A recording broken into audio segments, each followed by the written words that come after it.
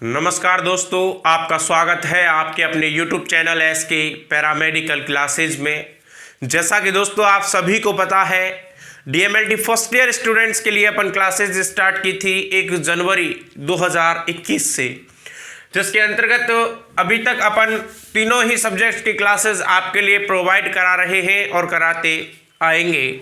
आज का जो टॉपिक है दोस्तों वो है ब्लड ट्रांसफ्यूजन से रिलेटेड।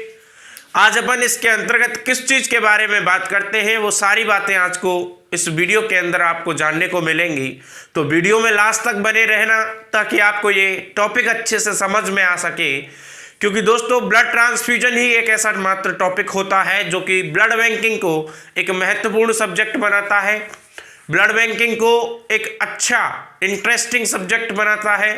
तो इसीलिए आज का जो ये टॉपिक है ब्लड ट्रांसफ्यूजन, इसको आप अच्छे से समझने की कोशिश करें, लास्ट तक वीडियो में बने रहें ताकि आपको टॉपिक समझ में आ जाए। और मैं आपको बता दूं कि ब्लड ट्रांसफ्यूजन के अंदर अपन किस चीज़ को स्टडी करते हैं। इसके अंतर्गत दोस्तों अपन दो चीज़ें पढ़ते हैं। सबसे पहले कि डोनर को किस प्रकार सेलेक्ट किया जाता है, डोनर के अंदर अपन को क्या क्या चीज़ें देखनी होती हैं, उस चीज़ को अपन स्टडी करते हैं। वो करते हैं किसके अंदर, ब्लड ट्रांसफ्यूजन के अंदर। नेक्स्ट अपना जो टॉपिक रहेगा वो रहेगा ब्लड का कलेक्शन कैसे करते हैं डोनर से। उससे पहले अपन जानेंगे कि क्या क्या कंडीशंस अप्लाई होती हैं एक डोनर पर ब्लड को डोनेट करने से पहले। आइएगा दोस्तों आज का वीडियो स्टार्ट करते हैं। वीडियो को स्टार्ट करने से पहले यदि आप हो हमारे यूट्यूब चैनल पर नए तो प्लीज़ इसे सब्सक्राइब कर लें, बेल आइकन को प्रेस कर ऑल के बटन पर क्लिक कर दें ताकि अगले वीडियो का नोटिफिकेशन सबसे पहले आप तक पहुंच सके। फटाफट से आप फर्स्ट हेडिंग लगा लें सबसे पहले ब्लड ट्रांसफ्यूजन, और इसके अंदर अपन स्टडी करते हैं। हेडिंग लगा लें ब्लड ट्रांसफ्यूजन। देखिए दोस्तों, सबसे पहले ब्लड ट्रांसफ्यूजन को पढ़ते हैं तो उसके अंदर आपको इन दो पॉइंट्स को पढ़ें, उससे आपको समझ में आएगा कि ब्लड ट्रांसफ्यूजन आखिर होता क्या चीज़ है। ठीक है, देखिएगा क्या है। Two basic principles observe for blood transfusion, दो प्रकार के सिद्धांतों को ऑब्जर्व किया गया है ब्लड ट्रांसफ्यूजन के लिए। वो कौन कौन से सिद्धांत हैं, वो कौन कौन से प्रिंसिपल्स होते हैं जिनको अपन ब्लड ट्रांसफ्यूजन पर अपन क्या करते हैं, अप्लाई करते हैं। तो सबसे पहला देखिएगा, the blood donation must be harmless to the donor, यानी कि किस डोनर के लिए ब्लड डोनेशन हार्मफुल लेस होगा, यानी हार्मफुल नहीं होगा। कहने का मतलब ये है ऐसे कौन से डोनर्स होंगे, ऐसे कौन से पेशेंट्स हों, ऐसे कौन से ह्यूमंस हो जो अपना ब्लड डोनेट करें और उनके लिए क्या नहीं हो, हार्मफुल ना हो, यानी कि वो हार्मलेस हो, यानी वो किसी भी प्रकार की क्षति उसको ना पहुंचाए। ऐसे कैसे डोनर्स होते हैं, सबसे पहला प्रिंसिपल तो ये लागू होता है। सेकंड बात करेंगे इसी के अंदर, देखिएगा the blood donated must not be harmful to the patient in fact it must be beneficial to the patients. कहने का मतलब ये है ऐसे कैसे पेशेंट्स होंगे जो ब्लड डोनेशन कर दें और उनके लिए हार्मफुल ना हो, यानी कि ऐसे डोनर्स जो ब्लड डोनेशन करने के बाद में उनको कोई क्षति ना पहुंचे। ये दो प्रिंसिपल होते हैं जिनको अपन ब्लड ट्रांसफ्यूजन के अंदर पढ़ते हैं। और दोस्तों अब अपन इसके अंदर पॉइंट वाइज पॉइंट बात करेंगे, क्या डोनर की क्वालिटीज होनी चाहिए, अपने को डोनर की स्क्रीनिंग कैसे करनी है, उसका सिलेक्शन कैसे करना है, उसके अंदर कौन कौन सी डिजीज़ को देखना है, उसके अंदर कौन कौन सी डिजीज़ नहीं होनी चाहिए, वो सारी बात अपन इसी वीडियो के अंतर्गत करेंगे। लास्ट तक वीडियो में बने रहना। थोड़ी सी तबीयत खराब है इसीलिए कम समय की वीडियो आपके लिए प्रोवाइड कराई जाएगी। फटाफट से आप पहले इसका स्क्रीनशॉट ले लें, नेक्स्ट अपन बात करते हैं। फटाफट से स्क्रीनशॉट ले लें। चलिए देखिएगा दोस्तों, आपको जैसा कि मैंने अभी बताया था कि कुछ पॉइंट्स पढ़ेंगे, उनके अंदर उनकी डेफिशिएंसी क्या होती है, कौन कौन सी चीज़ों के बारे में अपन स्टडी करेंगे, क्या क्या देखेंगे उनके अंदर, यानी डोनर का सिलेक्शन किस प्रकार से करेंगे, उनके लिए कुछ पॉइंट्स को अपन स्टडी करते हैं। सबसे पहला पॉइंट आता है आपके लिए, following are some of the criteria accepted for the selection of donor, यानी कि डोनर को सेलेक्ट करने के लिए कौन कौन से क्राइटेरियाज उस पेशेंट के अंदर होने चाहिए, उस पर्सन के अंदर होने चाहिए, तब अपन उसको एज ए डोनर सेलेक्ट करते हैं। तो आइएगा देखते हैं फर्स्ट पॉइंट इसके अंदर। सबसे पहला पॉइंट आता है दोस्तों एज का, यानी कि उसकी एज कितनी होनी चाहिए। 18 to 16 ईयर ओल्ड होना चाहिए। 18 to 60 ईयर ओल्ड पर्सन होगा वही ब्लड डोनेट कर पाता है, यानी कि मिनिमम एज होनी चाहिए 18 और मैक्सिमम एज होनी चाहिए 60 ईयर, यानी कि 18 साल से 60 वर्ष तक का पर्सन क्या कर सकता है, ब्लड डोनेट कर सकता है, और वो उस क्राइटेरिया को क्या करता है, एक्सेप्ट कर सकता है। सेकेंड बात आती है एचबी कंसंट्रेशन। तो एचबी कंसंट्रेशन जो होती है वो होती है 12.5 ग्राम पर डीएल, यानी कि 12.5 ग्राम पर डीएल उसके अंदर क्या होना चाहिए, ब्लड की कंसंट्रेशन होनी चाहिए, एचबी की कंसंट्रेशन होनी चाहिए, तब वो एलिजिबल होता है एज ए सिलेक्शन करने के लिए डोनर के रूप में। ठीक। सेकंड बात आता है इंटरवल। इंटरवल का मतलब होता है अवकाश, समझ ले। इंटरवल का मतलब होता है एक छोटा सा क्या समझ ले, गैप समझ ले।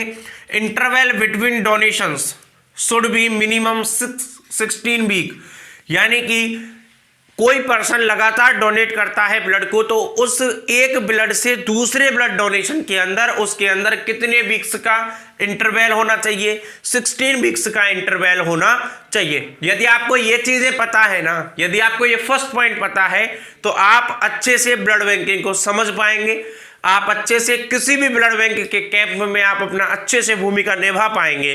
तो इसीलिए इसको अच्छे से पढ़ें। थोड़ा सा गला बैठा हुआ है तो आवाज भी ऐसी नहीं आ रही है साहब, क्योंकि थोड़ी सी तबीयत सही नहीं है, इसीलिए आपकी लास्ट क्लास नहीं हो पाएगी। सेकंड पॉइंट, फोर्थ पॉइंट इसके अंदर आपका आता है pulse rate should be regular and between 70 to 100 minute पर मिनट, यानी 70 से 100 पर मिनट पल्स रेट होनी चाहिए जो पर्सन आपको क्या कर रहा है, ब्लड डोनेट करने के लिए आया हुआ है। सेकंड बात करते हैं अपन बीपी यानी ब्लड प्रेशर। सिस्टोलिक होना चाहिए आपका बिटवीन 90 to 150 mmHg और डायस्टोलिक होना चाहिए बिटवीन 50 to 100 mmHg। अलग अलग राइटर्स के द्वारा अलग अलग बुक्स में आपको ये वाला जो क्राइटेरिया है वो अलग अलग मिल सकता है, ये जो रेंज है वो अलग अलग मिल सकती है, तो इसीलिए आपको जो उचित लगे आप वो पढ़ सकते हैं।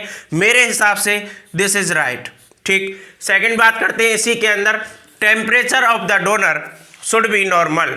टेम्परेचर कैसा होना चाहिए डोनर का, वो नॉर्मल होना चाहिए। And there should be absence of any chronic disease, यानी कि किसी भी प्रकार की क्रॉनिक डिजीज उस पर्सन के अंदर नहीं होनी चाहिए। ये होते हैं आपके 6 पॉइंट जिसके माध्यम से आप सेलेक्ट करते हैं किसी भी डोनर को ब्लड डोनेशन के लिए। फटाफट से आप इसका स्क्रीनशॉट लें। नेक्स्ट अपन बात करेंगे कि किस कंडीशंस में डोनर का रिजेक्शन हो जाता है। फटाफट से इसका स्क्रीनशॉट ले लें।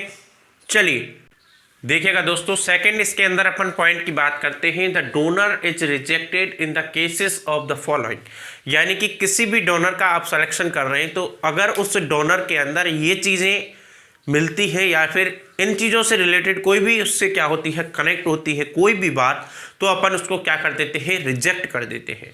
सबसे पहला पॉइंट देखिएगा आप इसके अंदर, if there is history of viral hepatitic and AIDS. अगर किसी भी डोनर के अंदर आपको ये दो कंडीशंस दिखती हैं, यानी हिस्ट्री का मतलब है कि अगर लास्ट ईयर्स में या फिर कैसे भी उसके अंदर वायरल हेपेटाइटिक हुआ हो या फिर एड्स हुआ हो, तो अपन उस डोनर का सिलेक्शन नहीं करते हैं। ठीक। सेकंड पॉइंट आता है आपका इसी के अंदर, if there is history of malaria within 3 year. Last 3 साल के अंदर अगर इसको किसी भी पेशेंट, किसी भी डोनर को क्या हुआ हो, मलेरिया हुआ हो, तो अपन उसका एज ए डोनर सिलेक्शन नहीं कर सकते हैं। सेकेंड पॉइंट आता है, if the patient has received mumps यानी मस से स्मॉल पॉक्स, जो चेहरे पर छोटे छोटे पॉक्स बन जाते हैं विद इन 2 मंथ, अगर ये वाली कंडीशन किसी भी डोनर के अंदर आपको दिखाई देती है तो उसका अपन एज ए डोनर सिलेक्शन नहीं कर सकते हैं। ठीक।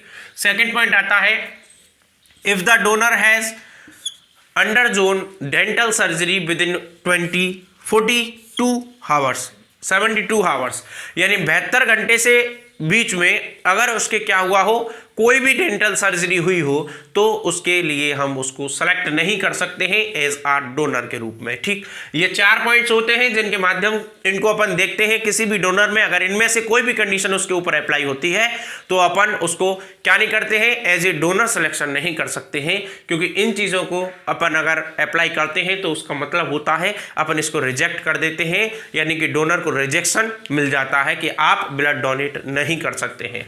ये सारी चीज़ें बहुत ही ज़्यादा इंपॉर्टेंट होती हैं, बहुत ही ज़्यादा सोचने वाली बातें होती हैं। अगर आपको किसी भी इन कंडीशंस में से किसी भी कंडीशन अगर डोनेशन करने वाले डोनर पर क्या हो अप्लाई होती है और अगर आप उसका ब्लड कलेक्ट कर करके किसी को भी अगर उसको क्या कर देते हैं, डोनेट कर देते हैं या फिर उसको चढ़ा देते हैं, तो आप समझ लें कि उसके अंदर भी वो बीमारी, वो जो प्रॉब्लम है वो हो सकती है। ठीक, फटाफट से आप इसका स्क्रीनशॉट लें।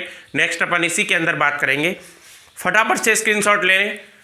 चलिए देखिएगा दोस्तों, आपका नेक्स्ट आता है इसी के अंदर physical examination of the donor, यानी कि डोनर आपके पास में आया हुआ है, आपको उसका फिजिकली किस प्रकार से एग्जामिनेशन करना है, क्या क्या चीज़ें उसके अंदर देखना है, तो वो होता है सबसे पहला पॉइंट आप देखेंगे उसके अंदर ब्लड प्रेशर का एग्जामिनेशन करेंगे कि ब्लड प्रेशर उसके अंदर सही है या नहीं है। सेकेंड आप करेंगे an examination of the pulse for rate to check irregulatory, ठीक है, इररेगुलेटरीज यानी इररेगुलरिटीज है या नहीं है उसके अंदर, वो चीज़ चेक करेंगे पल्स रेट्स के अंदर। चेकिंग द बॉडी टेम्परेचर को चेक करेंगे। एंड एग्जामिनेशन ऑफ रेस्पिरेटरी यानी सांस लेने में कोई दिक्कत तो नहीं है। कार्डियोवैस्कुलर यानी कि उसका हार्ट सही से काम कर रहा है नहीं कर रहा है। नर्वस सिस्टम यानी उसके अंदर जो जितनी भी जो नर्व इम्पल्स जो काम करती है याददाश्त वाली या फिर आपका स्पाइनल कॉर्ड वगैरह, ये जितनी भी जो चीज़ें हैं वो ढंग से काम कर रही हैं या नहीं करनी है, इसको अपन चेक करते हैं किसके अंदर, फिजिकल एग्जामिनेशन के अंदर। फटाफट से आप इसका स्क्रीनशॉट ले लें, फटाफट से स्क्रीनशॉट लें।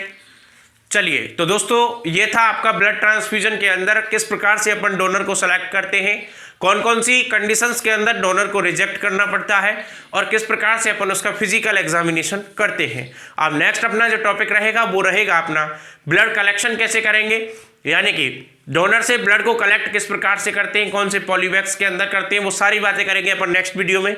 थोड़ा सा तबीयत खराब होने की वजह से आपको एक छोटा सा वीडियो मैंने डालना उचित समझा कि ज़्यादा नहीं पढ़ा सकते हैं तो कम से कम थोड़ा तो पढ़ाया जाए ताकि आप कुछ ना कुछ सीख पाएँ। तो चलिएगा दोस्तों, आज के लिए इतना ही, फिर मिलेंगे अपने नेक्स्ट वीडियो में। तब तक के लिए थैंक यू सो मच। यदि आप हो हमारे यूट्यूब चैनल पर नए तो प्लीज़ इसे सब्सक्राइब कर लें, बेल आइकन को प्रेस करके ऑल के बटन पर क्लिक कर दें ताकि अगले वीडियो का नोटिफिकेशन सबसे पहले आप तक पहुँच सके। और यदि आपने अभी तक इस वीडियो को लाइक नहीं किया है तो प्लीज़ इसे लाइक करें, शेयर नहीं किया है अपने दोस्तों में तो प्लीज़ इसे शेयर भी कर दें ताकि आपके और भी साथी हमसे जुड़ सकें। और यदि आपको ये वीडियो अच्छा लगा हो तो प्लीज़ कमेंट बॉक्स में कमेंट करके जरूर बताएं। अगर आपको कोई भी प्रॉब्लम हो उसको भी आप कमेंट बॉक्स में कमेंट करके जरूर बताएं। थैंक यू सो मच, फिर मिलते हैं नेक्स्ट वीडियो में। Thank you so much.